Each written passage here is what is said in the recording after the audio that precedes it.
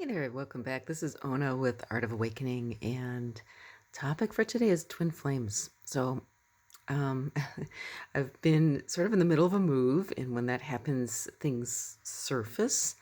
And I just found this painting. It's not even a painting; it's a intaglio print that I did way back in college, back in 1989. And back then, um, I mean, I didn't know, never heard the term twin flame until years, decades later. But I'm looking at this and it's like, oh yeah, that's what this is. I actually called it fire dancers. Um, but obviously twin flame energy, big time there. And it even looks like they're dancing. There's almost a double helix kind of form that they're dancing within the flames. Which really, I mean, it's the creative energy. It's what it's all about. And I guess the reason I wanted to, I've been really kind of thinking about this topic and doing a video on this topic for quite some time because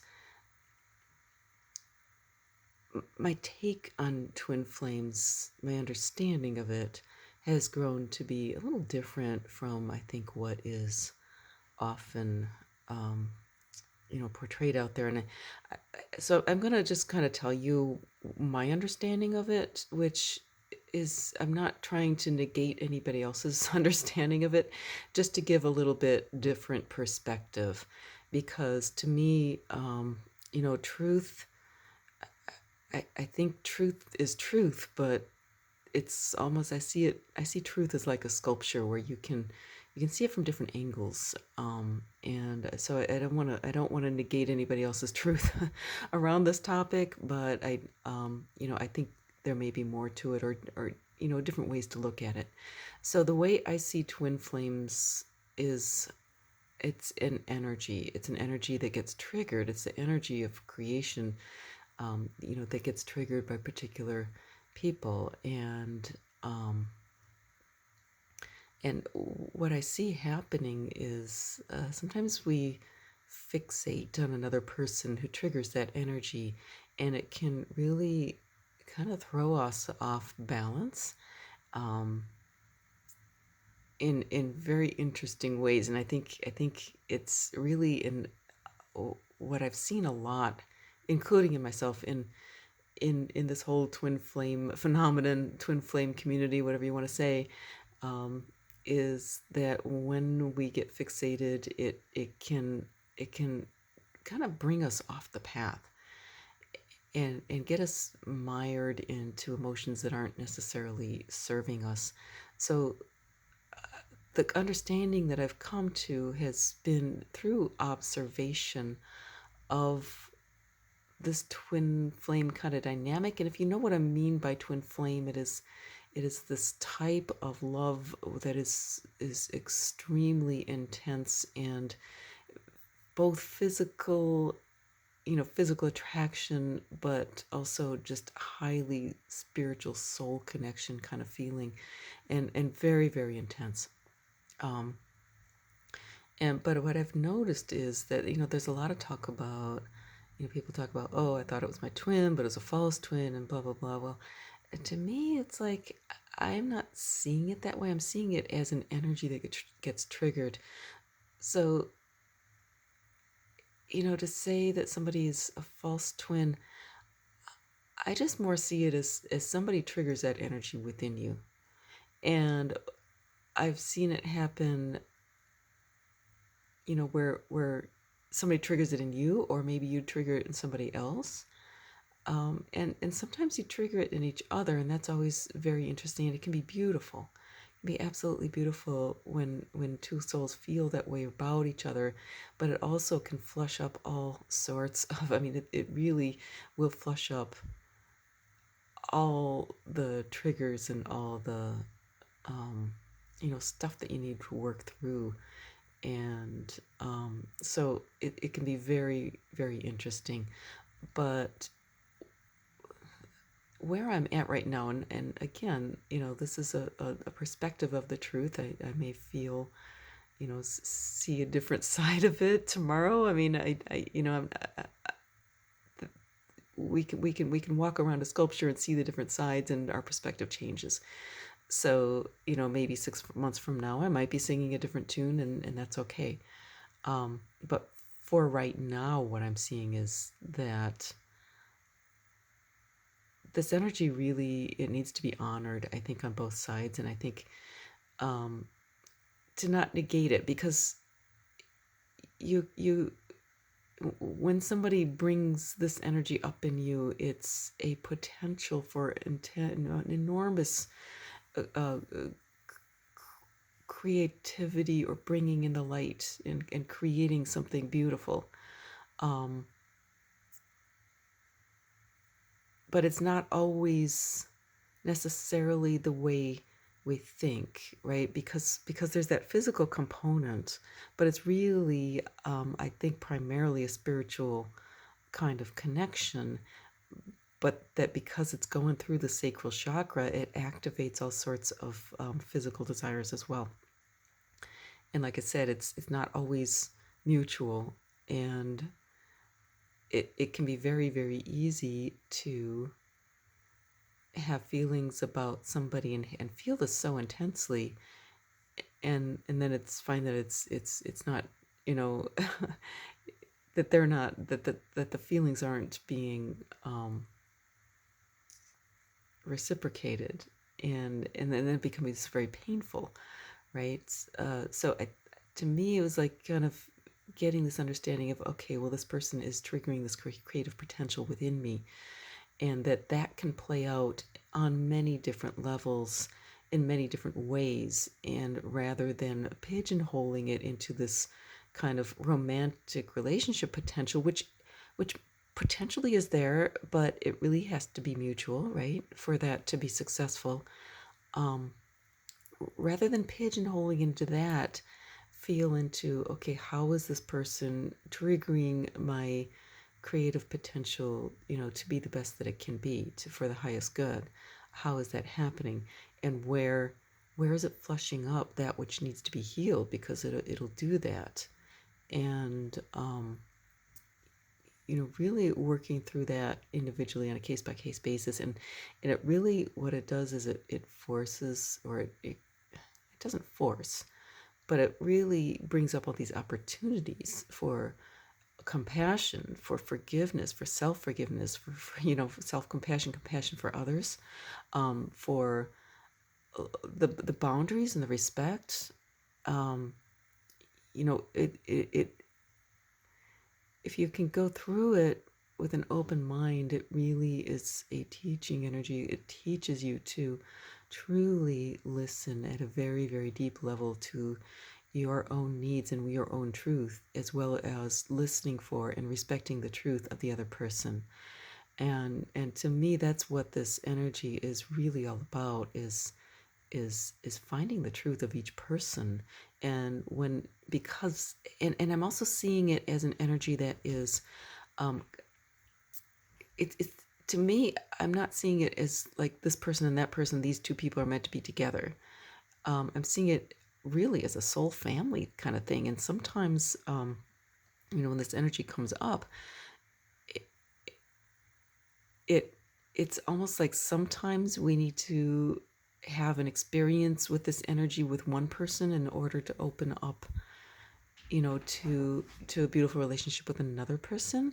um I've seen that happen, and in a lot of different levels, and with multiple people involved. And I'm not saying like necessarily mm, involved all romantically together, but somehow involved in, with this energy, catalyzing all sorts of healing and revelations, and working through, that eventually, lead to union.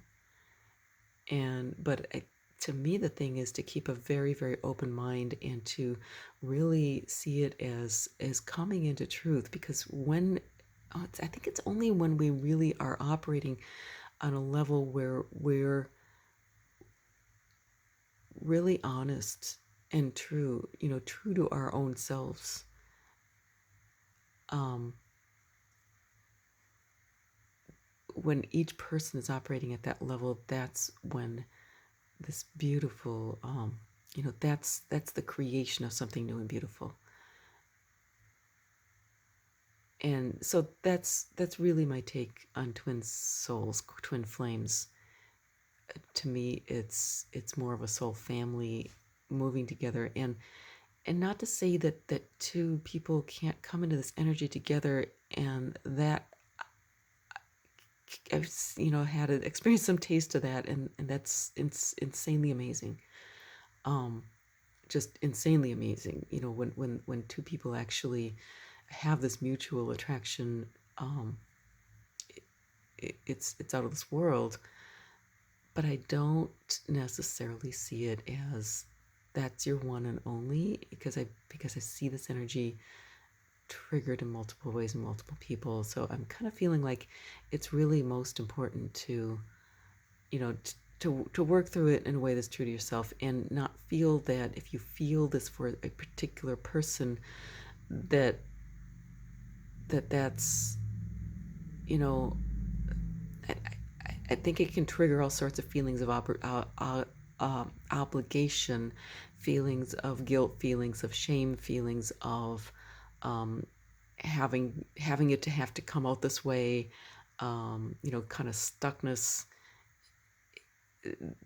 That's part of this whole working through, and it's like I said, it's so easy to get mired and entrapped and entangled in those emotions. So what I've noticed, been finding it is really helpful to work through this energy again, is looking for your own truth, and also being very discerning and aware of your emotions, because again, this is going through the sacral chakra, and so your emotions are really, going to be um, paramount, right? In working through this and discerning, where am I feeling this quote unquote love?